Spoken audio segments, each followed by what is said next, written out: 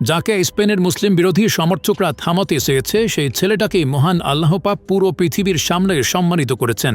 লামিনের বিশ্বাস ছিল মহান রবের ওপরে, আর সৃষ্টিকর্তাও যেন তাকে দুমুঠো ভরে সম্মান দিলেন। চুপ করালেন স্পেনের মুসলিম বিরোধীদের।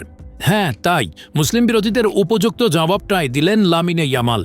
মুসলিম হওয়ার জন্য কত কটু কথা শুনতে হয়েছে লামিনকে। একটা সময় তো বলেই ফেললেন প্রয়োজনে তিনি ফুটবল ছেড়ে দেবেন, তবুও তার ধর্মকে কটু কথা বললে ছাড় দেবেন না। লামিনকে ফুটবল ছাড়তে হয়নি, বরং সব অবজ্ঞার জবাব এক রাতে দিয়ে দিয়েছেন। লামিনের জয়টা কি পুরো মুসলিম বিশ্বেরই নয়? স্পেনে যখন চলছে মুসলিম বিরোধী স্লোগান, তখন ফুটবল মাঠে মুসলিমদের হয়ে একাই লড়ে যাচ্ছিলেন বার্সেলোনা সেন্সেশন। মোহাম্মদ সালাহর মতো তারকারাও তার পাশে দাঁড়ায়নি, কিন্তু লামিন একাই লড়েছেন। মূল ঘটনার সূত্রপাত সর্বশেষ ফিফা উইন্ডোতে মিশর বনাম স্পেনের ম্যাচে। মুসলিম ধর্মকে নিয়ে কটু কথা বলতে থাকেন একদল সমর্থক। যদিও তারা লামিনকে কিছু বলেনি, কারণ লামিন ইয়ামাল তাদের দেশেরই ফুটবলার। তবে নিজ ধর্মকে ছোট হতে দেখে চুপ থাকলেন না তিনি। নিজের ইনস্টাগ্রামে তীব্র নিন্দা জানান বার্সার বর্তমান নাম্বার 10।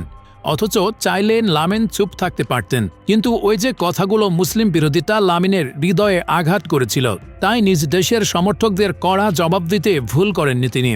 এরপর থেকে আরও কঠিন পরীক্ষার সম্মুখীন হতে হলো। লা লিগা থেকে চ্যাম্পিয়ন্স লিগ, স্পেনের মাঠে ম্যাচ খেলতে নামলে স্প্যানিশ তরুণকে লক্ষ্যবস্তু বানিয়েছে ওই সমর্থকগুলো। লামিনকে থামানোর চেষ্টা করা হয়েছে, কিন্তু মহান আল্লাহ পাকের ওপর বিশ্বাস রেখে শুধু সামনেই এগিয়েছেন তিনি।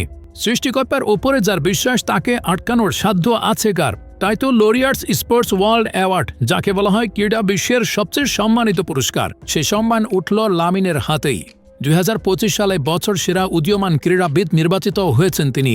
বার্সেলোনার হয়ে 2025 সাল দুর্দান্ত কাটিয়েছিলেন, জিতেছিলেন লিগ টাইটেল এবং চ্যাম্পিয়ন্স লিগে বার্সাকে নিয়েছিলেন শেষ তারে।